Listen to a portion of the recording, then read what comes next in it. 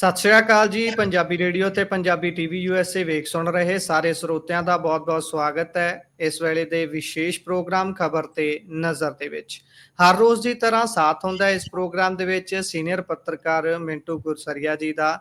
ਸੋ ਕਰਦੇ ਹਾਂ ਪ੍ਰੋਗਰਾਮ ਦੇ ਵਿੱਚ ਉਹਨਾਂ ਦਾ ਸਵਾਗਤ ਤੇ ਫਿਰ ਉਹ ਖਬਰਾਂ ਦਾ ਕਰਾਂਗੇ। ਪਹਿਲਾਂ ਹੀ ਦੱਸ ਦਈਏ ਕਿ ਮਿੰਟੂ ਜੀ ਦੀ ਸਿਹਤ ਥੋੜੀ ਜੀ ਨਾਸਾਜ਼ ਹੈ, ਇਸ ਦੇ ਲਈ ਮਾਫੀ ਚਾਹੁੰਦੇ ਆ। ਉਹਨਾਂ ਨੂੰ ਵੀ ਤਕਲੀਫ ਦਿੰਦੇ ਆ ਤੇ ਆਡੀਅנס ਤੋਂ ਵੀ ਮਾਫੀ ਚਾਹੁੰਦੇ ਆ ਕਿ ਤੁਹਾਡੇ ਅਸੀਂ 5 ਮਿੰਟ ਕੱਟਣੇ ਨੇ। ਸੋ ਸਵਾਗਤ ਕਰਦੇ ਹਾਂ, ਬਹੁਤ ਬਹੁਤ ਸਵਾਗਤ ਹੈ ਜੀ। ਸ਼ੁਕਰੀਆ ਜੀ ਗੁਰਪ੍ਰੀਤ ਜੀ, ਸਾਰਿਆਂ ਨੂੰ ਸਤਿ ਸ੍ਰੀ ਅਕਾਲ ਜੀ। ਬਿਲਕੁਲ ਮੈਂ ਵੀ ਮਾਫੀ ਮੰਗ ਲੈਣਾ, ਹੋ ਜਾਗੇ ਠੀਕ 1-2 ਦਿਨਾਂ ਤੱਕ, ਕੋਈ ਨਾ ਜੀ। ਜੀ ਆਡੀਅנס ਜਾਣੀ ਜਾਣ ਹੈ, ਆਪਾਂ ਇਹੀ ਕਹਿ ਸਕਦੇ ਹਾਂ। ਹਾਂਜੀ ਹਾਂਜੀ, ਹੁਣ ਤਾਂ ਪੁਰਾਣੀ ਹੋ ਗਈ ਨਾ, ਲਿਹਾਜ਼ ਪੁਰਾਣੀ ਹੋ ਗਈ ਮੇਰੀ। ਜੀ ਜੀ ਜੀ। ਸੋ ਸਭ ਤੋਂ ਪਹਿਲਾਂ ਕਰਦੇ ਚਲੀਏ ਅੱਜ ਦੇ ਪ੍ਰੋਗਰਾਮ ਦੇ ਸਪਾਂਸਰਸ ਦਾ ਖਾਸ ਧੰਨਵਾਦ। ਖਾਲਸਾ ਇੰਸ਼ੋਰੈਂਸ ਲੰਬੇ ਸਮੇਂ ਤੋਂ ਇੰਸ਼ੋਰੈਂਸ ਦੇ ਖੇਤਰ ਦੇ ਵਿੱਚ ਨਿਭਾ ਰਹੇ ਨੇ ਸੇਵਾ। ਸੰਪਰਕ ਨੰਬਰ ਹੈ 4082722500। ਟਿਰਕਿਆਣਾ ਇਮੀਗ੍ਰੇਸ਼ਨ ਲਾ ਫਰਮ। ਜੇ ਟਿਰਕਿਆਣਾ ਹੁਣਾਂ ਨਾਲ ਸੰਪਰਕ ਕਰ ਸਕਦੇ ਹੋ ਜੇਕਰ ਇਮੀਗ੍ਰੇਸ਼ਨ ਬਾਬਤ ਕਿਸੇ ਤਰ੍ਹਾਂ ਦੀ ਸਲਾਹ ਕਰਨੀ ਹੈ। Krishan Dhanota Yuba City. Baljinder Singh Nijjar Woodland. GN lube ਵਾਲੇ ਟਰੱਕ ਵਾਸ਼ ਕਰਦੇ ਨੇ, ਆਇਲ ਚੇਂਜ ਕਰਦੇ ਨੇ, 에ਅਰ ਬ੍ਰੇਕਸ ਦਾ ਕੰਮ ਤਸੱਲੀ ਬਖਸ਼ ਕਰਦੇ ਨੇ। ਤੁਸੀਂ ਇਹਨਾਂ ਦੇ ਕੋਲੋਂ ਨਵੇਂ ਪੁਰਾਣੇ ਟਾਇਰ ਵੀ ਖਰੀਦ ਸਕਦੇ ਹੋ। ਲੋਕੇਸ਼ਨ ਸੈਂਟਾਨੇਲਾ ਦੇ ਵਿੱਚ ਹੈ। ਨਿੰਮਾ ਸਹੋਤਾ ਹੋਣਾ ਦਾ ਨੰਬਰ ਹੈ 209-277-0113। Jaswinder Singh Nagra Roseville. Avtar Singh Sangha Yuba City. Baldev Singh Kang Yuba City. ਬਹੁਤ ਬਹੁਤ ਧੰਨਵਾਦ ਹੈ ਇਹਨਾਂ ਸਾਰੇ ਸਪਾਂਸਰਸ ਦਾ। ਤਾਂ ਹੁਣ ਰੁਕ ਕਰਦੇ ਹਾਂ ਜੀ ਖਬਰਾਂ ਦਾ। ਸਭ ਤੋਂ ਪਹਿਲੀ ਖਬਰ ਤੇ ਜੇਕਰ ਆਪਾਂ ਚੱਲੀਏ ਤਾਂ ਮਿੰਟੂ ਜੀ, ਮੈਡਮ ਜੀ ਦਾ ਦਿਲ ਭਾਰਾ ਹੋ ਗਿਆ। ਕਹਿੰਦੇ ਜਿਹੜੇ ਪਹਿਲਾਂ ਕਲਾਕਾਰ ਸੀ ਤੇ ਫਿਰ ਸਿਆਸਤ 'ਚ ਪੈਰ ਧਰਿਆ, ਖਾਸਾ ਸੰਘਰਸ਼ ਕੀਤਾ। ਅਨਮੋਲ ਗਗਨ ਮਾਨ ਹੋਣੀ ਖਰੜ ਤੋਂ ਇਹ ਵਿਧਾਇਕ ਬਣਦੇ ਨੇ ਪਹਿਲੀ ਵਾਰ ਤੇ ਉਸ ਤੋਂ ਬਾਅਦ ਇਹਨਾਂ ਦਾ ਅਚਾਨਕ ਕਹਿੰਦੇ ਦਿਲ ਭਾਰਾ ਹੋ ਗਿਆ। 3 ਦਿਨ ਹੀ ਹੋਏ ਸੀ ਹਾਲੇ ਕੇਜਰੀਵਾਲ ਸਾਹਿਬ ਨਾਲ ਮੁਲਾਕਾਤ ਕਰਕੇ ਵਾਪਸ ਪਰਤਿਆਂ ਨੂੰ ਤੇ ਅਸਤੀਫਾ ਦੇ ਦਿੱਤਾ ਜੀ। ਕਹਿੰਦੇ ਵੀ ਮੇਰਾ ਕਰੋ ਅਸਤੀਫਾ ਸਵੀਕਾਰ। ਪਰ ਅਗਲੇ ਦਿਨ ਹੀ ਅਮਨ ਅਰੋੜਾ ਸਾਹਿਬ ਪਾਰਟੀ ਪ੍ਰਧਾਨ ਜਾ ਪਹੁੰਚਦੇ ਨੇ। ਅਸਤੀਫਾ ਵਿਧਾਨ ਸਭਾ ਤੋਂ ਦਿੱਤਾ ਤੇ ਇਹ ਪਾਰਟੀ ਪੱਧਰ ਤੇ ਜਾ ਕੇ ਕਹੀ ਜਾਂਦੇ ਨੇ ਕਿ ਅਸੀਂ ਸਾਡੀ ਗਿਟਮਿਟ ਹੋ ਗਈ ਹੈ ਤੇ ਬੀਬੀ ਜੀ ਨੂੰ ਅਸੀਂ ਸਮਝਾ ਲਿਆ। ਉਧਰ ਮੁੱਖ ਮੰਤਰੀ ਸਾਹਿਬ ਵੀ ਕਹੀ ਜਾਂਦੇ ਨੇ ਨੌਜਵਾਨਾਂ ਦੀ ਤਾਂ ਬਹੁਤ ਲੋੜ ਹੈ ਸਿਆਸਤ 'ਚ। ਪਾਇਓ ਜਰਾ ਚਾਨਣਾ ਜੀ, ਪਹਿਲਾਂ ਜਾਣ ਦੀ ਕਹਾਣੀ ਕੀ ਸੀ ਤੇ ਹੁਣ ਆਉਣ ਦੀ ਕੀ ਹੈ? ਦੇਖੋ ਗੱਲ ਇਹ ਆ ਕਿ ਕੰਮ ਸਾਰਾ ਨਾ ਰੁਲਦ ਗੁਲਦ ਹੋਇਆ ਪਿਆ ਗੁਰਪ੍ਰੀਤ ਜੀ ਕਿ ਜਿਹੜੇ ਤੇ ਕਮੇਡੀਅਨ ਨੇ ਉਹ ਰਾਜਨੀਤੀ ਕਰ ਰਹੇ ਆ ਜੀ ਤੇ ਲੋਕ ਰਾਜਨੀਤੀ ਨੂੰ ਮਤਲਬ ਕਿ ਇੱਕ ਕਮੇਡੀ ਦੇ ਤੌਰ ਤੇ ਹੀ ਲੈ ਰਹੇ ਨੇ। ਠੀਕ ਹੈ ਨਾ। ਸੋ ਉਹਨਾਂ ਦਾ ਵੀ ਹਿਸਾਬ ਕਿਤਾਬ ਅਲੱਗ ਤਰ੍ਹਾਂ ਦਾ ਤੇ ਇੱਥੇ ਆ ਕੇ ਰਾਜਨੀਤੀ ਦੀ ਦਸ਼ਾ ਤੇ ਦਿਸ਼ਾ ਇਹੋ ਜਿਹੀ ਆ ਕਿ ਅਸਤੀਫਾ ਵੀ ਲਤੀਫਾ ਬਣ ਜਾਂਦਾ ਹੈ। ਮਤਲਬ ਕਿ ਇੱਕ ਮਜ਼ਾਕ ਬਣ ਜਾਂਦਾ ਹੈ, ਇੱਕ ਚੁਟਕਲਾ ਬਣ ਜਾਂਦਾ ਹੈ। ਹੁਣ ਜਿਹੜੀ ਗੱਲ ਹੈਗੀ ਆ ਇਸ ਬੀਬੀ ਦੇ ਜਾਣ ਦੀ ਗੱਲ ਹੋਵੇ ਤੇ ਚਾਹੇ ਫਿਰ ਆਪਦੇ ਅਸਤੀਫੇ ਤੋਂ ਪੈਰ ਪਿਛਾਂ ਪੁੱਟਣ ਦੀ, ਇਹ ਮੈਂ ਤੁਹਾਨੂੰ ਥੋੜਾ ਜਿਹਾ ਇੱਕ ਓਵਰਵਿਊ ਦਿਨਾ। ਤੁਹਾਨੂੰ ਥੋੜਾ ਜਿਹਾ ਅੰਦਾਜ਼ਾ ਹੋਏਗਾ ਕਿ ਆਮ ਆਦਮੀ ਪਾਰਟੀ ਠੀਕ ਆ, ਬਾਹਰੀ ਤੌਰ ਤੇ ਨਹੀਂ ਪਰ ਅੰਦਰੂਨੀ ਤੌਰ ਤੇ ਇਹਨਾਂ ਦੇ ਵਿੱਚ ਵੀ ਬਹੁਤ ਕੁਛ ਹੈ ਜੀ। ਇਸ ਬੀਬੀ ਦੀ ਐਂਟਰੀ ਇੱਕ ਹੋਰ ਮਾਨ ਆ ਇੰਡਸਟਰੀ ਦਾ, ਤੁਸੀਂ ਸਮਝ ਹੀ ਗਏ ਹੋ, ਉਹਨਾਂ ਦੇ ਥਰੂ ਹੋਈ ਸੀ ਜਿਨ੍ਹਾਂ ਦੀ ਫਿਲਮ 'ਚ ਵੀ ਭਗਵੰਤ ਮਾਨ ਹੋਰਾਂ ਨੇ ਕੰਮ ਕੀਤਾ ਸੀ। ਠੀਕ ਹੈ ਜੀ। ਕੰਪੇਨ ਵੀ ਕੀਤਾ ਹੋਇਆ ਉਸ ਮਾਨ ਨੇ ਇਸ ਮਾਨ ਵਾਸਤੇ, ਕਲਾਕਾਰ ਤੁਹਾਨੂੰ ਪਤਾ ਲੱਗ ਗਿਆ। ਖੈਰ ਬਾਅਦ ਦੇ ਵਿੱਚ ਜਿਹੜੀ ਇਸ ਬੀਬੀ ਨੂੰ ਟਿਕਟ ਮਿਲੀ ਸੀ ਉਹ ਰਾਘਵ ਚੱਡਾ ਦੇ ਕੋਟੇ 'ਚ ਮਿਲੀ ਸੀ। ਠੀਕ ਹੈ ਨਾ ਜੀ। ਗਾਂ ਦੀ ਗਾਂ ਜਿਵੇਂ ਤੁਹਾਨੂੰ ਪਤਾ ਨੇੜਤਾ ਹੋ ਜਾਂਦੀ ਹੈ ਲੀਡਰਾਂ ਦੀ, ਗਾਂ ਪਾਲੇ ਬਣ ਜਾਂਦੇ ਨੇ ਆਪੋ ਆਪਣੇ। ਰਾਘਵ ਚੱਡਾ ਹੋ ਗਿਆ ਸੀ ਕਮਜ਼ੋਰ ਜੀ। ਰਾਘਵ ਚੱਡਾ ਦੇ ਕਮਜ਼ੋਰ ਹੋਣ ਦਾ ਮਤਲਬ ਵੀ ਇੱਕ ਤੇ ਇਹ ਆ ਕਿ ਪੰਜਾਬ ਦੇ ਵਿੱਚ ਆਪਾਂ ਨੂੰ ਦੇਖਦਾ ਹੀ ਆ ਰਾਘਵ ਚੱਡਾ, ਤੇ ਕੁਝ ਐਸੀਆਂ ਉਹਦੇ ਬਾਰੇ ਗੱਲਾਂ ਇਹਨਾਂ ਤੱਕ ਪੁੱਜੀਆਂ ਸੀ ਜੋ ਇਹਨਾਂ ਨੂੰ ਨਾਗਵਾਰ ਗੁਜ਼ਰੀਆਂ, ਬੌਸ ਨੂੰ ਖਾਸ ਤੌਰ ਤੇ। ਰਾਘਵ ਚੱਡਾ ਤੇ ਪਰਖ ਉਤਰ ਦਿੱਤੇ ਗਏ। ਹੁਣ ਰਾਘਵ ਚੱਡਾ ਕਮਜ਼ੋਰ ਹੋਇਆ ਤੇ ਤੁਸੀਂ ਦੇਖ ਲਓ ਉਸ ਤੋਂ ਬਾਅਦ ਕਹਾਣੀ ਕੀ ਹੋਈ ਕਿ ਬੀਬੀ ਦੇ ਕੋਲੋਂ ਜਿਹੜਾ ਮੰਤਰੀ ਦਾ ਅਹੁਦਾ ਸੀ ਉਹ ਖੋਹ ਲਿਆ ਗਿਆ। ਹੁਣ ਬੀਬੀ ਇੱਕ ਸਧਾਰਨ ਵਿਧਾਇਕਾ ਤੇ ਆਪ ਹੀ ਹੁਣ ਕਹਿੰਦੀ ਫਿਰਦੀ ਹੁੰਦੀ ਆ ਕਿ ਦਫ਼ਤਰਾਂ 'ਚ ਮੇਰੇ ਨਾਮ ਤੇ ਪੈਸੇ ਲੈ ਜਾਂਦੇ ਆ। ਤੁਹਾਨੂੰ ਯਾਦ ਜੀ ਹੋਏਗਾ 2-4 ਵਾਰੀ ਨਹੀਂ, ਕਈ ਵਾਰ ਇਹਨਾਂ ਨੇ ਇਸ ਤਰ੍ਹਾਂ ਦਾ ਸਟੇਟਮੈਂਟ ਦਿੱਤਾ। ਅੱਛਾ, ਪਹਿਲਾ ਪਹਿਲ ਇਹਦਾ ਭਰਾ ਸੀ ਬੀਬੀ ਦਾ ਜਿਹੜਾ ਪੁਲਸੀਆ, ਉਹ ਵੀ ਉੱਥੇ ਬੜਾ ਸਰਗਰਮ ਸੀ, ਬੜੇ ਕਿੱਸੇ ਆ ਉੱਥੋਂ ਦੇ। ਤਾਂ ਕੁੱਲ ਮਿਲਾ ਕੇ ਇਸ ਬੀਬੀ ਦੇ ਕੋਲ ਬਹੁਤੀ ਉੱਥੇ ਪਾਵਰ ਬਚੀ ਨਹੀਂ। ਕਾਰਨ ਕੁਝ ਵੀ ਰਹੇ ਹੁਣ, ਉਹ ਤੁਹਾਨੂੰ ਵੀ ਪਤਾ, ਮੈਨੂੰ ਵੀ ਪਤਾ। ਤਾਂ ਇਸ ਤਰ੍ਹਾਂ ਹੋਇਆ ਕਿ ਜਦੋਂ ਇਸ ਬੀਬੀ ਨੂੰ ਅਹਿਸਾਸ ਹੋਇਆ ਕਿ ਭਾਈ ਹੁਣ ਇਹਨਾਂ ਦੀ ਸਹੁਰਾ ਫੈਮਿਲੀ ਦਾ ਵੀ ਪਿਛੋਕੜ ਜੇ ਤੁਸੀਂ ਵੇਖੋਗੇ ਪੋਲੀਟੀਕਲੀ ਆ, ਹੋ ਸਕਦਾ ਬੀਬੀ ਨੇ ਕੁਝ ਹੋਰ ਸੋਚਿਆ ਹੋਵੇ, ਵਿਚਾਰਿਆ ਹੋਵੇ ਆਪਣਾ ਭਵਿੱਖ ਵਿੱਚ, ਇੰਨਾ ਸਮਾਂ, ਤਾਂ ਅਸਤੀਫੇ ਦੀ ਗੱਲ ਹੋ ਗਈ। ਆਮ ਆਦਮੀ ਪਾਰਟੀ ਨੂੰ ਪਹਿਲਾਂ ਕੋਈ ਪਰਵਾਹ ਹੈ ਨਹੀਂ ਸੀ ਕਿ ਬੀਬੀ ਜੇ ਜਾਂਦੀ ਆ ਤਾਂ ਕੋਈ ਚੱਕਰ ਨਹੀਂ ਹੈਗਾ, ਕਿਉਂਕਿ ਨਾ ਤਾਂ ਉਹ ਇਹਨਾਂ ਦੇ ਨਾਲ ਕੋਈ ਵੱਡੇ ਮੰਚ ਤੇ ਨਜ਼ਰ ਆਉਂਦੀ ਸੀ, ਨਾ ਕੋਈ ਉਹ ਪਾਰਟੀ ਦੀ ਗੱਲ ਕਰਦੀ ਸੀ। ਅਤੇ ਇਸ ਤੋਂ ਇਲਾਵਾ ਸੈਸ਼ਨ ਦੇ ਵਿੱਚ ਵੀ ਤੁਸੀਂ ਦੇਖਿਆ ਹੋਣਾ ਕਿ ਜਾਂ ਤੇ ਬੀਬੀ ਦੀ ਸ਼ਿਰਕਤ ਬਹੁਤ ਘੱਟ ਤੇ ਜਾਂ ਸਰਗਰਮੀ। ਹੁਣ ਪਰ ਕੀ ਹੋਇਆ ਕਿ ਜਦੋਂ ਇਸ ਬੀਬੀ ਦੇ ਅਸਤੀਫੇ ਦੀ ਗੱਲ ਹੋਈ, ਅੱਛਾ ਆਪ ਹੀ ਅਸਤੀਫਾ ਦਿੱਤਾ ਬੀਬੀ ਨੇ ਤੇ ਆਪ ਹੀ ਜਨਤਕ ਕਰ ਦਿੱਤੀ ਗੱਲ। ਅਸਤੀਫੇ ਦੀ ਕਾਪੀ ਤੇ ਜਨਤਕ ਹੀ ਨਹੀਂ ਕੀਤੀ ਬੀਬੀ ਨੇ। ਤਾਂ ਚੱਲ ਇਹ ਗੱਲ ਆਪਾਂ ਅੱਗੇ ਤੋਰਦੇ ਹਾਂ ਕਿ ਦੇਖੋ ਇਹਨਾਂ ਨੇ ਇਸ ਚੀਜ਼ ਨੂੰ ਵੇਖਿਆ ਕਿ ਲੋਕਾਂ ਦੇ ਵਿੱਚ ਤੇ ਯਾਰ ਇੰਨਾ ਨਕਾਰਾਤਮਕ ਮੈਸੇਜ ਗਿਆ ਕਿ ਸਾਰੀ ਕਹਾਣੀ ਜਿਹੜੀ ਖੁੱਲ ਰਹੀ ਆ ਕਿ ਖਾਸ ਤੌਰ ਤੇ ਬਈ ਇੱਕ ਹਲਕਾ ਖਾਲੀ ਕਰਵਾਉਂਦੇ ਆ, ਉਹਦੇ ਉੱਤੇ ਕੋਈ ਚੌਧਰੀ ਲਿਆ ਕੇ ਹੋਰ ਬਿਠਾ ਦਿੰਦੇ ਆ। ਤਾਂ ਇਸ ਕਰਕੇ ਫਿਰ ਕੁਲਤਾਰ ਸਿੰਘ ਸੰਧਵਾ ਤੋਂ ਬਾਅਦ ਅਮਨ ਅਰੋੜਾ ਦੀ ਡਿਊਟੀ ਲੱਗੀ ਸੀ ਕਿ ਤੁਸੀਂ ਮੰਨੋ। ਬੀਬੀ ਹੁਣ ਮੰਨੇ ਕਿਹੜੀ ਸ਼ਰਤ ਤੇ ਮੈਨੂੰ ਨਹੀਂ ਪਤਾ, ਪਰ ਇੱਕ ਵਾਰੀ ਇਹਨਾਂ ਨੇ ਕਿਹਾ ਜੀ ਕਿੱਸਾ ਬਚਿਆ। ਪਰ ਤੁਸੀਂ ਹੁਣ ਗੌਰ ਨਾਲ ਜਦੋਂ ਬੀਬੀ ਜੀ ਨੇ ਦੁਬਾਰਾ ਪੋਸਟ ਕੀਤੀ ਆ, ਉਹਨੂੰ ਦੁਬਾਰਾ ਜਦੋਂ ਤੁਸੀਂ ਪੜ੍ਹੋਗੇ ਗੌਰ ਦੇ ਨਾਲ ਤੇ ਤੁਸੀਂ ਵੇਖੋਗੇ ਕਿ ਆਮ ਆਦਮੀ ਪਾਰਟੀ ਵੀ ਲਿਖਿਆ ਉੱਥੇ, ਅਮਨ ਅਰੋੜਾ ਵੀ ਲਿਖਿਆ, ਸ਼ਾਇਦ ਕੇਜਰੀਵਾਲ ਵੀ ਲਿਖਿਆ ਹੋਵੇ, ਪਰ ਤੁਹਾਨੂੰ ਇੱਕ ਨਾਂ ਗੈਪ ਮਿਲੇਗਾ, ਉਹ ਹੈ ਭਗਵੰਤ ਜੀ।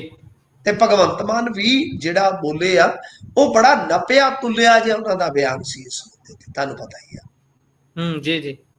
ਤਾਂ ਕੁੱਲ ਮਿਲਾ ਕੇ ਆਪਾਂ ਇਹ ਕਹਿ ਸਕਦੇ ਹਾਂ ਕਿ ਇਹ ਮਾਮਲਾ ਜਿਹੜਾ ਉਹ ਦਰਅਸਲ ਪਾਵਰਲੈਸ ਹੋ ਜਾਣ ਦਾ ਇੱਕ ਤੇ ਇਹ ਨਜ਼ਰ ਆਉਂਦਾ। ਸੈਕੰਡ ਚੀਜ਼ ਇਹ ਆ ਕਿ ਬੀਬੀ ਨੇ ਸ਼ਾਇਦ ਦਬਕਾ ਮਾਰਿਆ ਹੋਵੇ, ਮੈਨੂੰ ਨਹੀਂ ਪਤਾ, ਪਰ ਉਹਦੀ ਗੱਲ ਜਿਹੜੀ ਆ ਨਾ ਉਹ ਟਿਕਾਣੇ ਲੱਗ ਗਈ। ਯਾਨੀ ਲੋਕਾਂ ਦੇ ਵਿੱਚ ਬੜਾ ਨਕਾਰਾਤਮਕ ਜਿਹਾ ਆਮ ਆਦਮੀ ਪਾਰਟੀ ਦੇ ਪ੍ਰਤੀ ਮੈਸੇਜ ਗਿਆ, ਜਿਹਦੇ ਤੋਂ ਬਾਅਦ ਫਿਰ ਇਹ ਕਵਾਇਦ ਸ਼ੁਰੂ ਹੁੰਦੀ ਆ ਕਿ ਬੀਬੀ ਨੂੰ ਮਨਾ ਲਿਆ ਜਾਵੇ। ਜੀ ਸੋ ਜੇਕਰ ਆਪਾਂ ਅਗਲੀ ਖਬਰ ਦਾ ਰੁਖ ਕਰੀਏ ਤਾਂ ਅਗਲੀ ਖਬਰ ਕਹਿੰਦੀ ਹੈ ਕਿ ਸੁਨੀਲ ਜਾਖੜ ਹੁਣੀ ਆਖ ਰਹੇ ਨੇ ਕਿ ਸਮੇਂ ਦੀ ਲੋੜ ਹੈ, ਅਕਾਲੀ ਤੇ ਭਾਜਪਾ ਵਾਲੇ ਇਕੱਠੇ ਹੋ ਜਾਣ। ਕੀ ਇਹ ਸੱਚੀਓ ਇਹਨਾਂ ਦਾ ਹੀ ਬਿਆਨ ਹੈ ਜਾਂ ਫਿਰ ਇਹ ਅਕਾਲੀ ਭਾਜਪਾ ਦਾ ਮਿਲਿਆ ਜੁਲਿਆ ਬਿਆਨ ਕਹਿ ਲਈਏ ਇਹਨੂੰ, ਕਿਉਂਕਿ ਅੰਦਰੋਂ ਕਈ ਲੋਕ ਕਹਿੰਦੇ ਨੇ ਵੀ ਤੰਦਾਂ ਤਾਂ ਜੁੜੀਆਂ ਹੋਈਆਂ ਨੇ, ਬਸ ਜੱਗ ਜ਼ਾਹਰ ਨਹੀਂ ਗੱਲ ਹੱਲੇ ਹੋਈ। ਹਾਂ ਬਿਲਕੁਲ, ਬੜੇ ਮੁਸ਼ਕਲ ਸਵਾਲ ਪੁੱਛਦੇ ਹੋ ਤੁਸੀਂ ਗੁਰਪ੍ਰੀਤ ਜੀ। ਬੜੇ ਕਈ ਵਾਰ ਨਾ ਤੁਸੀਂ ਦੁਬਿਧਾ ਚ ਪਾ ਦਿੰਦੇ ਹੋ ਕਿ ਲੋਕ ਕਹਿੰਦੇ ਨੇ, ਲੋਕ ਨਹੀਂ ਕਹਿੰਦੇ, ਲੋਕਾਂ ਦਾ ਤਰਜ਼ਮਾਨ ਗੁਰਪ੍ਰੀਤ ਕਹਿ ਰਿਹਾ ਹੈ। ਗੱਲ ਇਹ ਆ ਦੇਖੋ ਜੀ, ਹਾਂ ਗੱਲ ਇੱਕੋ ਹੀ ਹੈ, ਲੋਕ ਕਹਿ ਰਹੇ ਆ ਤੇ ਲੋਕਾਂ ਦੀ ਤਰਜ਼ਮਾਨੀ ਪੱਤਰਕਾਰੀ ਕਰਦੇ ਆ। ਤਾਂ ਖੈਰ ਦੇਖੋ ਜਿੰਨਾ ਕੁ ਮੈਨੂੰ ਪਤਾ ਗੁਰਪ੍ਰੀਤ ਜੀ, ਆਪਣੇ ਪਿੰਡ ਤੋਂ ਬਾਦਲ ਪਿੰਡ ਕੋਈ ਦੂਰ ਵੀ ਨਹੀਂ ਹੈ। ਸੁੱਖ ਨਾਲ ਹੁਣ ਇੱਕ ਅੱਛਾ ਖਾਸਾ ਟਾਈਮ ਹੋ ਗਿਆ ਜੀ ਇਹਨਾਂ ਦੇ ਵਿੱਚ ਰਹਿੰਦਿਆਂ ਕਰਦਿਆਂ ਨੂੰ, ਬਹੁਤ ਸਾਰੇ ਲੀਡਰ ਮਿਲ ਪੈਂਦੇ ਆ, ਆਫ ਦੀ ਰਿਕਾਰਡ ਗੱਲ ਵੀ ਕਰ ਲੈਂਦੇ ਆ। ਮੈਂ ਇਮਾਨਦਾਰੀ ਨਾਲ ਕਹਾਂ ਸਾਰੀਆਂ ਪਾਰਟੀਆਂ ਤੇ ਹੀ ਹੈ ਜੀ, ਤੇ ਉਹ ਦਿਨ ਤੁਹਾਡੀ ਜ਼ਿੰਦਗੀ 'ਚ ਵੀ ਆਇਆ ਪਿਆ, ਇਹ ਸਾਰਿਆਂ ਨਾਲ ਹੀ ਹੁੰਦਾ ਕਿ ਆਪਣੇ ਆਪ ਹੀ ਤੁਹਾਡੇ ਸੋਰਸਸ ਆਪਣੇ ਆਪ ਹੀ ਨੈਟਵਰਕ ਬਣਦੇ ਰਹਿੰਦੇ ਆ। ਮੈਂ ਜਿੰਨਾ ਕੁ ਜਾਣਦਾ ਆ ਕਿ ਦੇਖੋ ਸੁਖਬੀਰ ਸਿੰਘ ਬਾਦਲ ਹੋਰੀ ਆਪਣੇ ਨੇੜਦਿਆਂ ਨੂੰ, ਬਿਲਕੁਲ ਤੁਸੀਂ ਦਰੁਸਤ ਕਿਹਾ, ਆਪਦੇ ਨੇੜਦਿਆਂ ਨੂੰ ਤਾਂ ਇਹੋ ਹੀ ਗੱਲ ਕਹਿੰਦੇ ਆ ਕਿ ਬਈ ਆਪਣਾ ਸਮਝੌਤਾ ਹੋ ਜਾਣਾ। ਪਰ ਮੇਰੀ ਆਪਣੀ ਕਹਿ ਲਓ ਕਿ ਆਬਜ਼ਰਵੇਸ਼ਨ ਹੈ ਇਸ ਮਾਮਲੇ ਦੇ ਵਿੱਚ ਕਿ ਅਮਿਤ ਸ਼ਾਹ ਨਹੀਂ ਚਾਹੁੰਦੇ ਕਿ ਮਜੀਠੀਏ ਵਾਲਾ ਤੇ ਦੂਸਰਾ ਸੁਖਬੀਰ ਸਿੰਘ ਬਾਦਲ ਵਾਲਾ, ਇੱਕ ਹੈ ਬੇਅਦਬੀ ਦਾ ਤੁਹਾਨੂੰ ਪਤਾ ਹੈ, ਤੇ ਇੱਕ ਜੁੜਦਾ ਹੈ ਜਾ ਕੇ ਆਪਾਂ ਦੇਖੀਏ ਤੇ ਡਰੱਗ ਦੇ ਮਾਮਲੇ ਦੇ ਨਾਲ। ਜਦੋਂ ਇਹ ਚੀਜ਼ਾਂ ਜੁੜਦੀਆਂ ਨੇ ਗੁਰਪ੍ਰੀਤ ਜੀ, ਤਾਂ ਫਿਰ ਕੋਈ ਤੁਹਾਨੂੰ ਪਤਾ ਹੀ ਆ ਵੱਡੀ ਕੌਮੀ ਪਾਰਟੀ ਜਿਹੜੀ ਹੈ ਨਾ ਉਹ ਕਈ ਵਾਰ ਰਿਸਕ ਲੈਣ ਤੋਂ ਡਰਦੀ ਹੁੰਦੀ ਆ ਕਿ ਨਹੀਂ ਅਸੀਂ ਇਦਾਂ ਕਰ ਲਈਏ, ਕੋਈ ਕਦਮ ਪੁੱਟ ਲਈਏ ਤੇ ਫਿਰ ਸਾਡੇ ਲਈ ਕਿਤੇ ਮੁਸ਼ਕਲ ਨਾ ਆ ਜਾਵੇ। ਸੋ ਇਸ ਵਾਸਤੇ ਮੈਨੂੰ ਲੱਗਦਾ ਕਿ ਅਮਿਤ ਸ਼ਾਹ ਵੀ ਹਾਲੇ ਸੋਚਣਗੇ, ਵਿਚਾਰਨਗੇ, ਕਿਉਂਕਿ ਇਹ ਮਾਮਲਾ ਉਹਨਾਂ ਵਾਸਤੇ ਵੀ ਦੁਵਿਧਾ ਵਾਲਾ ਕਿ ਕੀ ਕੀਤਾ ਜਾਵੇ।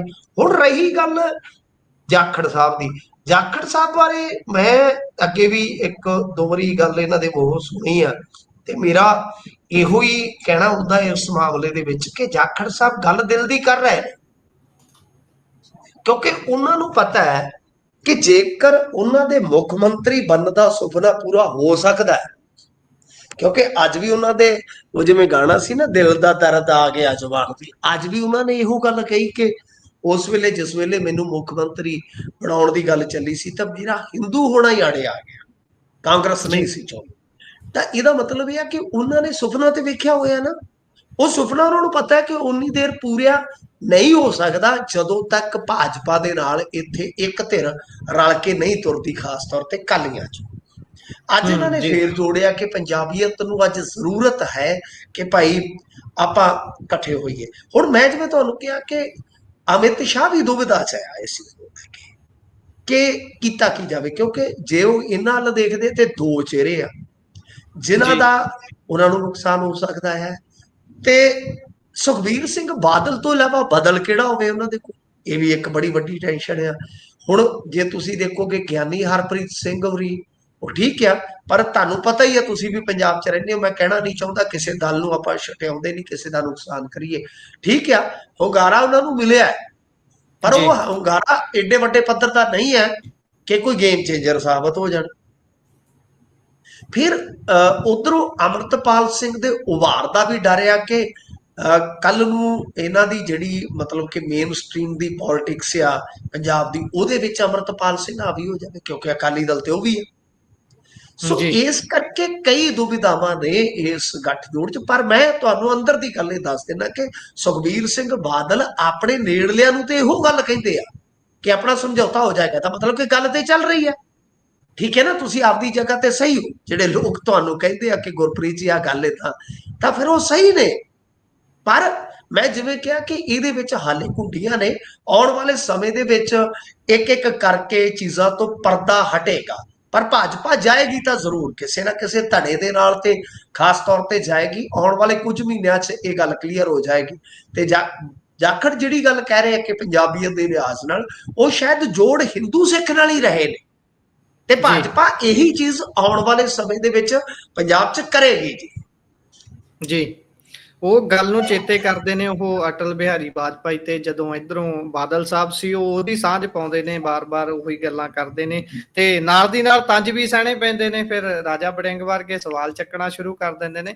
ਪਰ ਆਪਾਂ ਇਸ ਤੋਂ ਜੇਕਰ ਅੱਗੇ ਵਧੀਏ, ਅਗਲੀ ਖਬਰ ਲੈਂਡ ਪੂਲਿੰਗ ਦੇ ਨਾਲ ਜੁੜੀ ਹੋਈ ਹੈ। ਮੁੱਖ ਮੰਤਰੀ ਸਾਹਿਬ ਦੇ ਰਹੇ ਨੇ ਲੈਂਡ ਪੂਲਿੰਗ ਦੇ ਉੱਪਰ ਸਫਾਈਆਂ, ਪਰ ਪਿੰਡੋ ਪਿੰਡੀ ਜਿਸ ਤਰੀਕੇ ਦੇ ਨਾਲ ਮਤੇ ਪੈਂਦੇ ਨਜ਼ਰ ਆ ਰਹੇ ਨੇ, ਲੋਕਾਂ 'ਚ ਲਾਮਬੰਦੀ ਜਿਸ ਤਰੀਕੇ ਦੀ ਛਿੜੀ ਹੋਈ ਹੈ, ਲੱਗਦਾ ਹੈ ਕਿ ਇਹ ਲੈਂਡ ਪੂਲਿੰਗ ਵਾਲਾ ਮਾਮਲਾ ਕਿੱਧਰ ਨੂੰ ਜਾਊਗਾ, ਕੀ ਝਲਕ ਪੈਂਦੀ ਹੈ ਜੀ ਇਹਦੀ? ਇਹ ਲੈਂਡ ਪੂਲਿੰਗ ਦਾ ਮਾਮਲਾ ਹੁਣ ਘੱਟ ਆ, ਇਹ ਲੈਗ ਪੂਲਿੰਗ ਦਾ ਜ਼ਿਆਦਾ ਹੋ ਗਿਆ ਮੈਨੂੰ ਲੱਗਦਾ ਜੀ, ਕਿ ਇੱਕ ਦੂਜੇ ਦੀਆਂ ਲੱਤਾਂ। ਮਤਲਬ ਕਿ ਜੇ ਤੁਸੀਂ ਵੇਖੋਗੇ ਕਿ ਕਿਸਾਨ ਆਗੂ ਤੇ ਮਾਨ, ਯਾਨੀ ਕਿਸਾਨ ਤੇ ਮਾਨ ਜੀ, ਇਹ ਕਮਸਾਨ ਇਹਨਾਂ ਦਾ। ਤੁਹਾਨੂੰ ਪਤਾ ਮਾਨ ਸਾਹਿਬ ਬੜਾ ਕਈ ਵਾਰ ਸ਼ਬਦਾਂ ਦੇ ਰਾਹੀਂ ਨੀਵਾਂ ਦਿਖਾਉਂਦੇ ਨੇ ਕਿਸਾਨ ਆਗੂਆਂ ਨੂੰ, ਤੇ ਉਹਨਾਂ ਨੇ ਆਪਣੇ ਐਕਸ਼ਨਸ ਦੇ ਜ਼ਰੀਏ, ਖਾਸ ਤੌਰ ਤੇ ਪੁਲਸੀਆ ਐਕਸ਼ਨ ਦੇ ਆਪਾਂ ਪੱਖ ਤੋਂ ਗੱਲ ਕਰੀਏ ਤਾਂ ਉਹਨਾਂ ਨੇ ਇਹਨਾਂ ਨੂੰ ਖਿੰਡਾਇਆ ਵੀ, ਇਹਨਾਂ ਦਾ ਦਾਬਾ ਜਿਹੜਾ ਹੈ ਉਹ ਖਤਮ ਵੀ ਕੀਤਾ ਹੈ। ਹੁਣ ਉਹ ਲੈਂਡ ਪੂਲਿੰਗ ਦੇ ਮਾਮਲੇ ਦੇ ਵਿੱਚ ਹੀ ਅੱਗੇ ਵਧਣਾ ਚਾਹੁੰਦੇ ਆ। ਕਿਸਾਨਾਂ ਨੂੰ ਇਹ ਲੱਗਦਾ ਹੈ ਕਿ ਹੁਣ ਵੇਲਾ ਆ ਗਿਆ ਕਿ ਮਾੜਾ ਜਿਹਾ ਦਿਖਾਈਏ ਤਾਂ, ਠੀਕ ਹੈ ਨਾ ਜੀ।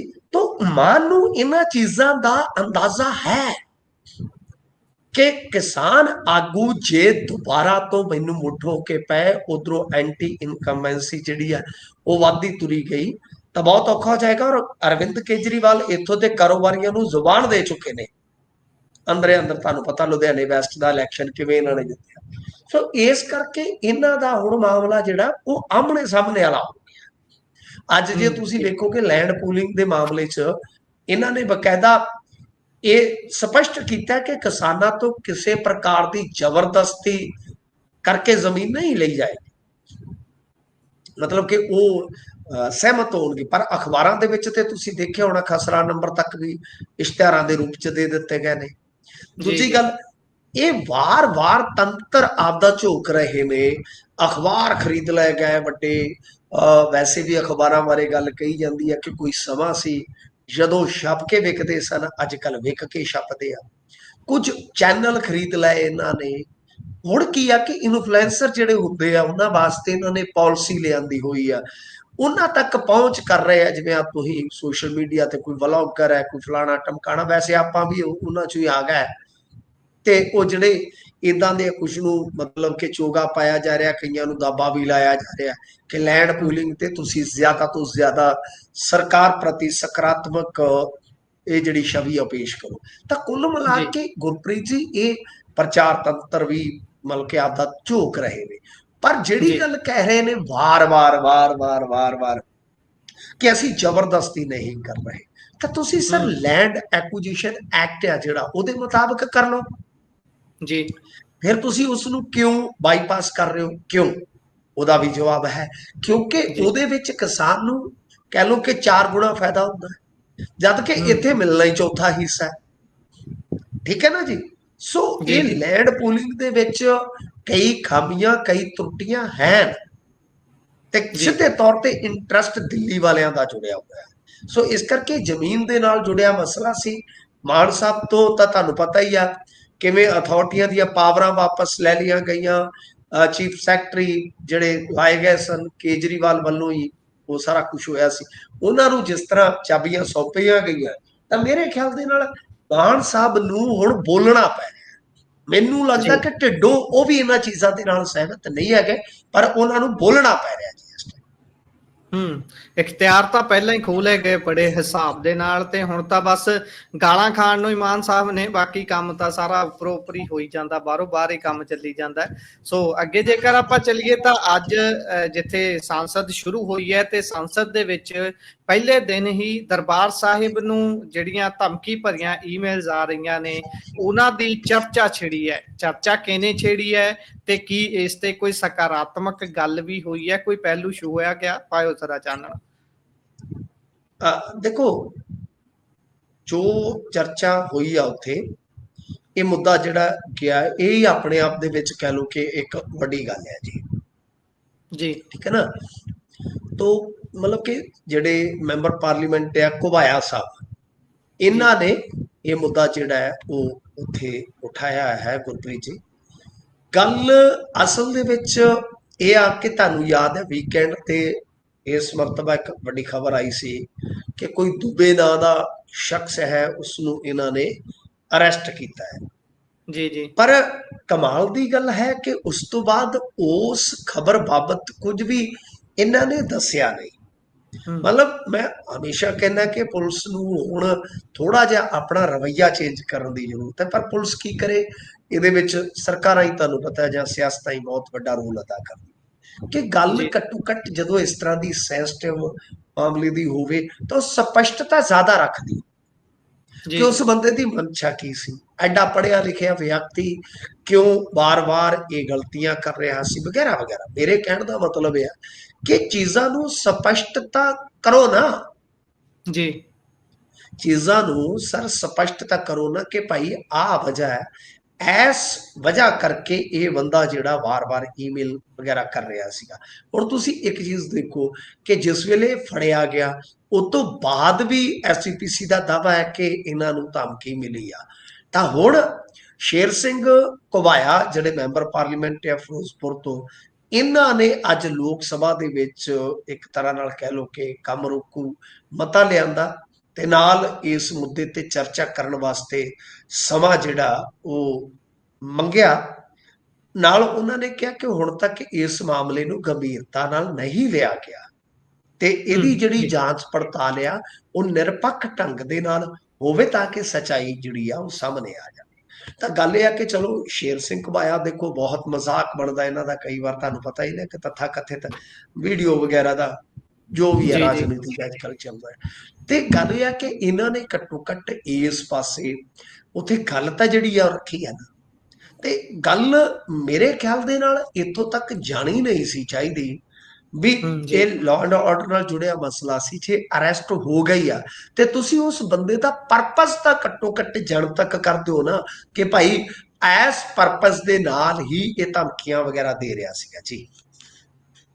ਜੀ ਸੋ ਜ਼ਰੂਰ ਇਸ ਦੇ ਵਿੱਚ ਇੱਕ ਹੋਰ ਐਂਗਲ ਵੀ ਲੱਗਦਾ ਹੈ ਕਿ ਕੀ ਕਿਤੇ ਕਿਸੇ ਖਾਸ ਧਿਰ ਨੂੰ ਬਚਾਉਣ ਦੀ ਕੋਸ਼ਿਸ਼ ਤਾਂ ਨਹੀਂ ਹੈ ਇਹ ਸਾਰੇ ਦੇ ਵਿੱਚ, ਜਿੱਦਾਂ ਤੁਸੀਂ ਚਾਨਣਾ ਪਾਇਆ ਕਿ ਹੁਣ ਕਿੱਦਾਂ ਉਸ ਤੋਂ ਬਾਅਦ ਖਬਰਾਂ ਨਹੀਂ ਕੁਛ ਸਾਹਮਣੇ ਆ ਰਹੀਆਂ, ਕੋਈ ਗੱਲ ਨਹੀਂ ਸਾਹਮਣੇ ਆ ਰਹੀ, ਕੋਈ ਕਾਰਵਾਈ ਅੱਗੇ ਤੁਰੀ ਆ ਉਹ ਨਹੀਂ ਸਾਹਮਣੇ ਆ ਰਹੀ। ਸੋ ਇੱਕ ਤੋਂ ਵੱਧ ਤਾਂ ਵਿਅਕਤੀ ਹੋ ਸਕਦੇ ਨੇ, ਇਹ ਵੀ ਖਦਸ਼ਾ ਹੈ, ਕਿਉਂਕਿ ਜੇਕਰ ਉਸ ਦੀ ਗ੍ਰਿਫਤਾਰੀ ਤੋਂ ਬਾਅਦ ਵੀ ਲਗਾਤਾਰ ਧਮਕੀਆਂ ਵਾਲੀਆਂ ਈਮੇਲਸ ਆ ਰਹੀਆਂ ਨੇ ਤਾਂ ਇੱਕ ਜਾਂ ਉਸ ਤੋਂ ਵੱਧ ਵਿਅਕਤੀ ਹੋ ਸਕਦੇ ਨੇ, ਜਾਂ ਫਿਰ ਇਸ ਦੇ ਪਿੱਛੇ ਕੋਈ ਸੰਗਠਨ ਵੀ ਹੋ ਸਕਦਾ। ਨਹੀਂ ਦੇਖੋ, ਇਹ ਗੁਰਪ੍ਰੀਤ ਜੀ, ਇਹ ਤੁਹਾਡੇ ਸਵਾਲ ਜਿਹੜੇ ਆ ਉਹ ਜਾਇਜ਼ ਹੋ ਸਕਦੇ ਆ, ਤੇ ਪਰ ਉਹਨਾਂ ਸਵਾਲਾਂ ਦਾ ਜਨਮ ਕਿੱਥੋਂ ਹੋ ਰਿਹਾ? ਫਿਰ ਉਹੀ ਗੱਲ ਕਿ ਜਦੋਂ ਤੁਸੀਂ ਅਸਪਸ਼ਟਤਾ ਰੱਖਦੇ ਹੋ ਚੀਜ਼ ਦੇ ਵਿੱਚ। ਜੀ ਜੀ ਜਦੋਂ ਤੁਹਾਡੀ ਸਰਕਾਰ ਦੇ ਕਿਸੇ ਮੰਤਰੀ ਨੂੰ ਚਾਹੀਦਾ ਸੀ ਉਹ ਆ ਕੇ ਪ੍ਰੈਸ ਕਾਨਫਰੰਸ ਕਰਦੇ, ਅੱਗੇ ਤੁਸੀਂ ਨਿੱਕੀ ਨਿੱਕੀ ਗੱਲ ਤੇ ਪ੍ਰੈਸ ਕਾਨਫਰੰਸ ਕਰਦੇ ਹੋ, ਤਾਂ ਉਹ ਪ੍ਰੈਸ ਕਾਨਫਰੰਸ ਕਰਕੇ ਪ੍ਰੈਸ ਕਾਨਫਰੰਸ ਵੀ ਨਹੀਂ ਕਰਦੇ। ਇਹਨਾਂ ਦਾ ਤੁਹਾਨੂੰ ਪਤਾ ਹੀ ਆ, ਵਨ ਵੇ ਕਮਿਊਨੀਕੇਸ਼ਨ ਹੀ ਹੁੰਦਾ ਜ਼ਿਆਦਾਤਰ। ਤਾਂ ਗੱਲ ਇਹ ਆ ਕਿ ਭਾਈ ਤੁਸੀਂ ਬਰੀਫ ਕਰ ਦਿਓ ਪੰਜਾਬ ਦੀ ਜਨਤਾ ਨੂੰ ਕਿ ਹਾਂ ਭਾਈ ਆ ਇਹਦਾ ਮਕਸਦ ਸੀ, ਇਸ ਵਾਸਤੇ ਇਸਨੇ ਅਜਿਹਾ ਕੀਤਾ, ਅਸੀਂ ਇਸ ਨੂੰ ਦਬੋਚਿਆ, ਇਹਦੇ ਵਿੱਚ ਕੋਈ ਹੋਰ ਬੰਦਾ ਜਾਂ ਜਿਵੇਂ ਤੁਸੀਂ ਜਿਹੜੇ ਸਵਾਲ ਚੁੱਕੇ ਨੇ ਕਿ ਭਾਈ ਇਸ ਤਰ੍ਹਾਂ ਦਾ ਕੁਝ ਨਹੀਂ ਹੈ, ਉਹਨਾਂ ਦਾ ਨਿਵਾਰਨ ਹੋ ਜਾਵੇ, ਗੱਲ ਖਤਮ ਹੈ। ਜੀ ਜੀ ਜੀ ਇਹ ਤਾਂ ਹੈ, ਸਵਾਲ ਤਾਂ ਉਨਾ ਚਿਰ ਖੜੇ ਹੁੰਦੇ ਰਹਿਣਗੇ ਜਿੰਨਾ ਚਿਰ ਤੁਸੀਂ ਜਵਾਬ ਨਹੀਂ ਦਓਗੇ। ਤੁਸੀਂ ਮੋਦੀ ਸਾਹਿਬ ਵਾਲੇ ਰਾਹ ਤੇ ਚੱਲ ਰਹੇ ਹੋ ਪਰ ਵੜ ਨਹੀਂ ਸਕਦੇ, ਕਿਉਂਕਿ ਉਹ ਵੀ ਮੀਡੀਆ ਦੇ ਸਿੱਧੇ ਮੱਥੇ ਆਉਂਦੇ ਨਹੀਂ, ਲੱਗਦੇ ਨਹੀਂ, ਤੇ ਤੁਸੀਂ ਵੀ ਨਹੀਂ ਲੱਗਦੇ। ਸੋ ਚਲੋ ਅੱਗੇ ਚੱਲਦੇ ਹਾਂ ਅਗਲੀ ਖਬਰ ਦੇ ਵੱਲ। ਤੇ ਸਿਲੈਕਟ ਕਮੇਟੀ ਦੇ ਵਿੱਚੋਂ ਮਾਨ ਗਾਇਬ। ਦੇਖੋ, ਸਿਲੈਕਟ ਕਮੇਟੀ ਯਾਦ ਹੀ ਆ ਨਾ ਤੁਹਾਨੂੰ ਕਿ ਜਿਹੜਾ ਵਿਸ਼ੇਸ਼ ਇਜਲਾਸ ਸੱਦਿਆ ਗਿਆ ਸੀਗਾ, ਫਿਰ ਉਸ ਤੋਂ ਬਾਅਦ ਇਹਨਾਂ ਨੇ ਫੈਸਲਾ ਕੀਤਾ ਸੀਗਾ ਕਿ ਜਿਹੜਾ ਬਿੱਲ ਆ ਬੇਅਦਬੀਆਂ ਰੋਕਣ ਸੰਬੰਧੀ, ਜੀ ਜੀ ਕਿ ਭਾਈ ਉਹ ਅਸੀਂ ਸਿਲੈਕਟ ਕਮੇਟੀ ਨੂੰ ਭੇਜਾਂਗੇ। ਸਿਲੈਕਟ ਕਮੇਟੀ ਨੂੰ ਭੇਜਣ ਦਾ ਭਾਵ ਇਹ ਹੁੰਦਾ ਕਿ ਕੁਝ ਤਰੁੱਟੀਆਂ ਨੇ ਜਾਂ ਕੁਝ ਹੋਰ ਚੀਜ਼ਾਂ ਐਡ ਕੀਤੀਆਂ ਜਾ ਸਕਦੀਆਂ ਨੇ, ਤਾਂ ਉਹ ਕਰਵਾ ਕੇ ਬਿੱਲ ਮਤਲਬ ਕਿ ਠੀਕ ਢੰਗ ਦੇ ਨਾਲ ਦੁਬਾਰਾ ਲਿਆਂਦਾ ਜਾਵੇ। ਹੁਣ ਜਿਹੜੀ ਸਿਲੈਕਟ ਕਮੇਟੀ ਵਾਲਾ ਇਸ਼ੂ ਹੈ, ਉਹਦੇ 'ਚ ਇਹਨਾਂ ਨੇ 15 ਮੈਂਬਰੀ ਸਿਲੈਕਟ ਕਮੇਟੀ ਜਿਹੜੀ ਆ ਉਹ ਤੈਅ ਕਰ ਦਿੱਤੀ ਆ। ਇਹ ਡਾਕਟਰ ਨਿੱਜਰ ਜੀ ਦੀ ਪ੍ਰਧਾਨਗੀ ਵਾਲੀ ਹੋਏਗੀ, ਯਾਨੀ ਇੰਦਰਵੀਰ ਸਿੰਘ ਜੀ ਨਿੱਜਰ ਨੇ, ਤੁਹਾਨੂੰ ਪਤਾ ਹੈ ਇਹ ਵੀ ਰਹੇ ਨੇ ਮੰਤਰੀ, ਇਹਨਾਂ ਨੂੰ ਵੀ ਜਾਂ ਕਹਿ ਲਈਏ ਇਹਨਾਂ ਦੇ ਵੀ ਗੇਰ ਕੱਢਦੇ ਸੀ ਪਾਵਰ ਵਾਲੇ ਇਹਨਾਂ ਦੇ, ਤਾਂ ਫਿਰ ਬਾਅਦ ਦੇ ਵਿੱਚ ਅਰਵਿੰਦ ਕੇਜਰੀਵਾਲ ਇਹਨਾਂ ਦੇ ਘਰੇ ਗਏ ਸੀ। ਤਾਂ ਕੁੱਲ ਮਿਲਾ ਕੇ ਇੰਦਰਵੀਰ ਸਿੰਘ ਨਿੱਜਰ, ਤਰਜਿੰਦਰ ਸਿੰਘ ਬਾਜਵਾ, ਮਨਪ੍ਰੀਤ ਸਿੰਘ ਇਆਲੀ, ਜੰਗੀ ਲਾਲ ਮਹਾਜਨ, ਫਿਰ ਇਸ ਤੋਂ ਇਲਾਵਾ ਜੇ ਤੁਸੀਂ ਦੇਖੋਗੇ ਅਜੇ ਗੁਪਤਾ, ਬੀਬੀ ਅਰੋੜਾ, ਬੀਬੀ ਮਾਨ, ਜਗਦੀਪ ਕੰਬੋਜ ਗੋਲਡੀ। ਵੈਸੇ ਸਿਲੈਕਟ ਕਮੇਟੀ ਤੋਂ ਇਹ ਚਲੋ ਵਿਧਾਨਕਾਰ ਹੀ ਹੁੰਦੇ ਆ, ਪਰ ਵਿੱਚ ਕੁਝ ਨਾਮ ਐਸੇ ਆ, ਪ੍ਰੋਫੈਸਰ ਬਲਜਿੰਦਰ ਕੌਰ, ਨੀਨਾ ਮਿੱਤਲ, ਪ੍ਰਿੰਸੀਪਲ ਬੁੱਧਰਾ, ਬਹੁਤ ਪੜ੍ਹੇ ਲਿਖੇ ਨੇ, ਮੈਨੂੰ ਕੋਈ ਇਤਰਾਜ਼ ਨਹੀਂ ਹੋਏਗਾ ਇਹਨਾਂ ਤੇ, ਠੀਕ ਹੈ ਨਾ ਜੀ। ਇਦਾਂ ਮੁਹੰਮਦ ਜ਼ਮੀਲ ਉਰ ਰਹਿਮਾਨ ਇਹਨਾਂ ਚੋਂ ਆ ਗਏ, ਮੁਸਲਮਾਨਾਂ ਚੋਂ, ਜਾਂ ਜੰਗੀ ਲਾਲ ਮਹਾਜਨ ਜੀ ਆ ਗਏ। ਤਾਂ ਕਹਿਣ ਦਾ ਮਤਲਬ ਕਿ ਠੀਕ ਹੈ, ਵਧੀਆ, ਪਰ ਇੱਕ ਦੋ ਨਾਮ ਐਸੇ ਆ ਜਿਨ੍ਹਾਂ ਦੇ ਕਹਿ ਲਓ ਕਿ ਕਈ ਕਿਸਮ ਦੇ ਮੈਂ ਕਹਿ ਸਕਦਾ ਕਿ ਕਥਿਤ ਤੌਰ ਤੇ ਦੋਸ਼ ਵੀ ਲੱਗਦੇ ਨੇ ਕੁਝ ਚੀਜ਼ਾਂ ਦੇ। ਤਾਂ ਗੱਲ ਇਹ ਆ ਕਿ ਹੁਣ ਇਹਨਾਂ ਨੇ ਸਿਲੈਕਟ ਕਮੇਟੀ ਜਿਹੜੀ ਬਣਾਈ, ਉਹਦੇ 'ਚ ਮਾਨ ਸਾਹਿਬ ਦਾ ਹੋਣਾ ਕੋਈ ਜ਼ਰੂਰੀ ਨਹੀਂ ਹੁੰਦਾ ਗੁਰਪ੍ਰੀਤ ਜੀ। ਅਸਲ ਦੇ ਵਿੱਚ ਕੀ ਆ ਕਿ ਜੇ ਤੁਸੀਂ ਦੇਖੋਗੇ ਸਿਲੈਕਟ ਕਮੇਟੀ ਜਾਂ ਇਦਾਂ ਦਾ, ਉਹਦੇ 'ਚ ਕੀ ਆ ਕਿ ਮੇਨਲੀ ਤੇ ਹੁਣ ਜਿਵੇਂ ਆਪਾਂ ਕਹੀਏ ਕਿ ਕਈ ਵਾਰ ਡਿਪਟੀ ਸਪੀਕਰ ਚੇਅਰਮੈਨ ਲੱਗ ਜਾਂਦੇ ਆ ਜੀ, ਕਾਇਦਾ ਜੇ ਰੂਲ ਕਾਇਦਾ ਦੇਖੋਗੇ ਤੁਸੀਂ, ਤੇ ਸੰਬੰਧਿਤ ਜਿਹੜਾ ਮੰਤਰੀ ਹੁੰਦਾ ਮਹਿਕਮੇ ਦਾ ਜਿਹਦੇ ਨਾਲ ਜੁੜਿਆ ਹੁੰਦਾ ਹੈ, ਉਹਨੂੰ ਵੀ ਇੱਕ ਵੱਡੀ ਮਤਲਬ ਕਿ ਕਹਿ ਲਓ ਕਿ ਸੀਨੀਅਰਤਾ ਦਿੱਤੀ ਜਾਂਦੀ ਹੈ। ਪਰ ਕਿਉਂਕਿ ਇੱਥੇ ਮੰਤਰਾਲਾ ਜਿਹੜਾ ਹੈ ਉਹ ਮਾਨ ਸਾਹਿਬ ਕੋਲ ਆ, ਤਾਂ ਮਾਨ ਸਾਹਿਬ ਜੇ ਆਉਂਦੇ ਤਾਂ ਉਹ ਹੈਡ ਕਰਦੇ ਜਾਂ ਲੀਡ ਕਰਦੇ, ਤਾਂ ਇਹਦਾ ਮਤਲਬ ਇਹੀ ਆ ਕਿ ਉਹ ਰੂਲ ਕਾਇਦਾ ਜਿਹੜਾ ਇਹਨਾਂ ਨੇ ਦੇਖਿਆ, ਤੇ ਇਸ ਕਰਕੇ ਮੇਰੇ ਖਿਆਲ ਦੇ ਨਾਲ ਮਾਨ ਸਾਹਿਬ ਨੂੰ ਇਹਨਾਂ ਨੇ ਕਿਹਾ ਕਿ ਵੀ ਨਹੀਂ, ਤੇ ਵੈਸੇ ਕੋਈ ਜ਼ਰੂਰੀ ਵੀ ਨਹੀਂ, ਚਲੋ ਸਿਲੈਕਟ ਕਮੇਟੀ ਆ, ਠੀਕ ਆ, ਇਹਨਾਂ ਨੇ ਵੇਖਣਾ, ਸੁਝਾਅ ਲੈਣੇ ਆ, ਗੱਲਬਾਤ ਜਿਹੜੀ ਆ ਉਹ ਮੁਕੰਮਲ ਕਰਕੇ ਤੇ ਰੱਖ ਦੇਣੀ ਆ। ਚਲੋ ਦੇਖਦੇ ਆ ਕਿੰਨੀ ਦੇਰ ਤੱਕ ਵੈਸੇ ਇਸ ਮਾਮਲੇ ਦੇ ਵਿੱਚ ਕਰ ਤੇ ਕਾਲ ਰਹੇ ਨੇ, ਇਹ ਤੇ ਗੱਲ ਮੰਨਣੀ ਪਊਗੀ ਕਿ ਤੇਜ਼ੀ ਤੇ ਦਿਖਾ ਰਹੇ ਨੇ। ਜੀ ਆਪਰੇਸ਼ਨ ਸਿੰਦੂਰ ਨੂੰ ਲੈ ਕੇ ਕਹਿੰਦੇ ਵੀ ਦੋਨੋਂ ਸਦਨਾਂ ਦੇ ਵਿੱਚ ਹੋਊਗੀ ਗੱਲਬਾਤ, ਕਿੰਨਾ ਕੁ ਸਮਾਂ ਰੱਖਿਆ ਜਾਊ ਜੀ? ਮੇਰੇ ਖਿਆਲ ਦੇ ਨਾਲ ਇੱਕ ਸਦਨ ਦੇ ਵਿੱਚ ਰੱਖ ਦਿੱਤਾ ਗਿਆ ਜੀ 16 ਘੰਟੇ, ਤੇ ਇੱਕ 'ਚ ਸ਼ਾਇਦ 9। ਬਾਕੀ ਤੁਸੀਂ ਦੇਖ ਲੈਣਾ, ਮੈਂ ਕੋਈ ਅੰਕੜਾ ਗਲਤ ਨਾ ਕਹਿ ਗਿਆ ਹੁਣ। ਮੇਰੇ ਖਿਆਲ ਦੇ ਨਾਲ ਦੋਨਾਂ ਹਾਊਸ ਦਾ ਟਾਈਮ ਇਸ ਹਿਸਾਬ ਦੇ ਨਾਲ ਵੰਡ ਦਿੱਤਾ ਗਿਆ ਹੈ। ਤਾਂ ਹੁਣ ਇਹ ਆ ਕਿ ਜੇ ਤੁਸੀਂ ਦੇਖੋ ਕਿ ਯਾਨੀ ਲੋਕ ਸਭਾ ਤਾਂ ਉੱਥੇ 16 ਘੰਟੇ ਚਲਾ ਜਾਏਗਾ, ਤੇ ਰਾਜ ਸਭਾ ਕਿਉਂਕਿ ਮੈਂਬਰ ਘੱਟ ਹੁੰਦੇ ਨੇ ਉੱਥੇ 9 ਘੰਟੇ ਆ ਜਾਏਗਾ। ਜੀ ਬਿਲਕੁਲ ਠੀਕ ਹੈ। ਹਾਂਜੀ, ਹੁਣ ਗੱਲ ਇਹ ਆ ਕਿ ਆਪਰੇਸ਼ਨ ਸਿੰਦੂਰ ਤੇ ਚਰਚਾ ਅੱਜ ਵੀ ਥੋੜੀ ਕਹਾਣੀ ਹੋਈ ਆ, ਇਹਦੇ 'ਚ ਕੋਈ ਸ਼ੱਕ ਨਹੀਂ ਹੈ। ਖੜਗੇ ਸਾਹਿਬ ਬੋਲੇ ਆ ਕਿ ਪਹਿਲਗਾਮ ਦੇ ਜਿਹੜੇ ਦੋਸ਼ੀ ਆ, ਗੁਨਾਹਗਾਰ ਆ, ਉਹ ਫੜੇ ਨਹੀਂ ਗਏ, ਤੁਸੀਂ ਜਵਾਬ ਦਿਓ। ਉਸ ਤੋਂ ਬਾਅਦ ਫਿਰ ਇੱਕ ਬਹਿਸ ਦਾ ਜਿਹੜਾ ਹੈ ਉਹ ਤਜਵੀਜ਼ਤ ਪ੍ਰੋਗਰਾਮ ਫਿਕਸ ਕਰ ਦਿੱਤਾ ਗਿਆ, ਤੇ ਇਹ ਜਿਹੜੀ ਹੋਏਗੀ ਬਹਿਸ ਇਹ ਮੰਗਲਵਾਰ ਯਾਨੀ ਸ਼ਾਮ 4 ਵਜੇ ਕਰ ਦਿੱਤਾ ਗਿਆ ਸੀ। ਅੱਜ ਕਰ ਦਿੱਤਾ ਗਿਆ ਜਿਹੜਾ ਹਾਊਸ ਹੈ, ਪਰ ਉਸ ਤੋਂ ਪਹਿਲਾਂ 4 ਵਾਰ ਇਹਦੀ ਪਹਿਲਾਂ ਵੀ ਕਹਿ ਲਈਏ ਕਾਰਵਾਈ ਰੋਕੀ ਗਈ, ਹੰਗਾਮਾ ਕਾਫੀ ਹੋਇਆ। ਤਾਂ ਹੁਣ ਇਹਦੇ ਵਿੱਚ ਮਤਲਬ ਕਿ ਟਾਈਮ ਰੱਖ ਦਿੱਤਾ ਗਿਆ, ਤੇ ਕੱਲ ਨੂੰ ਇਹ ਦੁਬਾਰਾ 11 ਵਜੇ ਜਦੋਂ ਹਾਊਸ ਜੁੜੇਗਾ ਤਾਂ ਫਿਰ ਦੇਖਦੇ ਆ ਕਿ ਕੀ ਹੁੰਦਾ ਕੀ ਨਹੀਂ ਹੁੰਦਾ। ਬਾਕੀ ਗੱਲ ਜਿਹੜੀ ਹੈ ਨਾ ਉਹ ਇਹ ਆ ਕਿ ਮੋਦੀ ਸਰਕਾਰ ਵਾਸਤੇ ਮੁਸ਼ਕਲ ਤੇ ਹੈ ਇੱਥੇ। ਕਿਉਂਕਿ ਨੁਕਸਾਨ ਦਾ ਜਿਹੜਾ ਇੱਥੇ ਚੱਲਦਾ ਪਿਆ ਸੀ ਬਹਿਸ ਮੁਬਾਹਿਸਾ, ਉਹਦੇ ਵਿੱਚ ਡੋਨਲਡ ਟਰੰਪ ਨੇ ਬੜੀ ਚੋਟ ਮਾਰੀ ਹੈ। ਮੈਨੂੰ ਲੱਗਦਾ ਕਿ ਦੇਖੋ, ਡੋਨਲਡ ਟਰੰਪ ਨੂੰ ਤੁਸੀਂ ਜਿੱਦਾਂ ਮਰਜ਼ੀ ਲਾਓ, ਮੈਂ ਇਸ ਚੀਜ਼ ਨੂੰ ਇਦਾਂ ਲੈਂਦਾ ਵਾਂ, ਇਹ ਗੱਲ ਜਿਹੜੇ ਆਪਣੇ ਇੱਥੇ ਟੀਮ ਮੈਂਬਰ ਹੈ ਨਾ US ਰਹਿੰਦੇ ਜਾਂ ਆਡੀਅנס, ਇਹ ਬਖੂਬੀ ਜਾਣਦੀ ਆ, ਆਪਾਂ ਘੱਟ ਜਾਣਦੇ ਆ ਕਿ ਅਸਲ ਦੇ ਵਿੱਚ ਟਰੰਪ, ਓਬਾਮਾ, ਕੋਈ ਵੀ ਆਵੇ, ਇਹ US ਜਿਹੜਾ ਹੈ ਨਾ ਉਹ ਆਪਣੇ ਨੀਤੀਗਤ ਮਤਲਬ ਕਿ ਰਸਤੇ ਤੇ ਚੱਲਦਾ ਹੈ। US ਪੂਰੀ ਦੁਨੀਆ ਦੇ ਵਿੱਚ ਤਾਂ ਹਰੇਕ ਦੇਸ਼ ਵਾਸਤੇ ਉਹਨਾਂ ਦੀ ਇੱਕ ਰਣਨੀਤੀ ਆ। ਮੈਨੂੰ ਲੱਗਦਾ ਕਿ ਇਹਨੂੰ ਆਪਾਂ ਟਰੰਪ ਪ੍ਰਸ਼ਾਸਨ ਕਹਿ ਲਈਏ ਕਿ ਟਰੰਪ ਪ੍ਰਸ਼ਾਸਨ ਦੇ ਹੁਣ ਢਾਂਚੇ 'ਚ ਮੋਦੀ ਸਾਹਿਬ ਘੱਟੋ ਘੱਟ ਫਿੱਟ ਬੈਠਦੇ ਨਹੀਂ ਜਾਪਦੇ, ਪਤਾ ਨਹੀਂ ਕਿਉਂ। ਇਹ ਤੁਸੀਂ ਡੋਨਲਡ ਟਰੰਪ ਦੀ ਇਹ ਨਹੀਂ ਹੈ ਕਿ ਆਪਾਂ ਜਿਵੇਂ ਦੇਖਦੇ ਆ ਕਿ ਖਿੱਲੀ ਉਡਾਉਣ ਦੇ ਲਹਿਜ਼ੇ ਨਾਲ ਵੀ ਗੱਲ ਕੀਤੀ ਜਾਂਦੀ ਹੈ, ਬੜਾ ਲਾਈਟਲੀ ਲਿਆ ਜਾਂਦਾ ਵਗੈਰਾ ਵਗੈਰਾ। ਨਹੀਂ, ਮੈਂ ਇਸ ਨੂੰ ਬਹੁਤ ਸੀਰੀਅਸਲੀ ਦੇਖਦਾ ਹਾਂ ਕਿ ਕਿਤੇ ਨਾ ਕਿਤੇ ਜੋ ਟਰੰਪ ਪ੍ਰਸ਼ਾਸਨ ਹੈ ਉਹਦੇ ਵਿੱਚੋਂ ਸਾਰੇ ਆ ਗਏ, ਜੋ ਪ੍ਰਸ਼ਾਸਨ ਦਾ ਢਾਂਚਾ ਹੁੰਦਾ ਉਹਦੇ ਵਿੱਚ, ਤਾਂ ਕਿਤੇ ਨਾ ਕਿਤੇ ਕੋਈ ਗੜਬੜ ਹੈ। ਤਾਂ ਉਹਨਾਂ ਨੇ ਇਹ ਤੁਸੀਂ ਦੇਖੋ ਕਿ ਲੋਕ ਸਭਾ ਦੀ ਕਾਰਵਾਈ ਤੋਂ, ਰਾਜ ਸਭਾ ਦੀ ਕਾਰਵਾਈ ਤੋਂ ਸ਼ੁਰੂ ਹੋਣ ਤੋਂ ਪਹਿਲਾਂ ਕੁਝ ਘੰਟੇ ਪਹਿਲਾਂ ਕਹਿ ਦਿੱਤਾ ਕਿ ਤੁਹਾਡੇ 50 ਜਹਾਜ਼ਾਂ ਦਾ ਨੁਕਸਾਨ ਹੋਇਆ। ਇਹ ਬੜੀ ਇੰਟਰਸਟਿੰਗ ਚੀਜ਼ ਸੀਗੀ। ਮੇਰੇ ਖਿਆਲ ਦੇ ਨਾਲ ਇਹਨਾਂ ਚੀਜ਼ਾਂ ਤੇ ਕਾਫੀ ਭਖਵੀ ਬਹਿਸ ਫਿਰ ਰਹਿਣ ਦੀ ਸੰਭਾਵਨਾ ਹੈ ਜਿਹੜੀ ਆਪਰੇਸ਼ਨ ਸਿੰਦੂਰ ਨੂੰ ਲੈ ਕੇ ਹੋਏਗੀ। ਜੀ ਪ੍ਰੋਗਰਾਮ ਦਾ ਸਮਾਂ ਇੱਥੇ ਹੀ ਹੁੰਦਾ ਸਮਾਪਤ। ਸੋ ਤੁਸੀਂ ਜੁੜੇ ਜਾਣਕਾਰੀਆਂ ਸਾਂਝੀਆਂ ਕੀਤੀਆਂ, ਬਹੁਤ ਬਹੁਤ ਧੰਨਵਾਦ ਜੀ। ਸ਼ੁਕਰੀਆ ਜੀ। ਸੋ ਇਹ ਸਨ ਸਾਡੇ ਨਾਲ ਮਿੰਟੂ ਗੁਰਸਰੀਆ ਜੀ। ਵੱਖ-ਵੱਖ ਖਬਰਾਂ ਤੇ ਪਾਇਆ ਚਾਨਣਾ। ਕਿਵੇਂ ਲੱਗਿਆ ਤੁਹਾਨੂੰ ਪ੍ਰੋਗਰਾਮ? ਆਪਣੇ ਵਿਚਾਰ ਰਾਏ ਟਿੱਪਣੀਆਂ ਜ਼ਰੂਰ ਸਾਂਝਾ ਕਰਿਓ। ਜੁੜੇ ਰਹੋ ਪੰਜਾਬੀ ਰੇਡੀਓ ਤੇ ਪੰਜਾਬੀ TV USA ਦੇ ਨਾਲ, ਕਿਉਂਕਿ ਪ੍ਰੋਗਰਾਮਾਂ ਦੀ ਲਗਾਤਾਰਤਾ ਰਹੇਗੀ ਇਸੇ ਤਰ੍ਹਾਂ ਬਰਕਰਾਰ। ਧੰਨਵਾਦ, ਸਤਿ ਸ਼੍ਰੀ ਅਕਾਲ।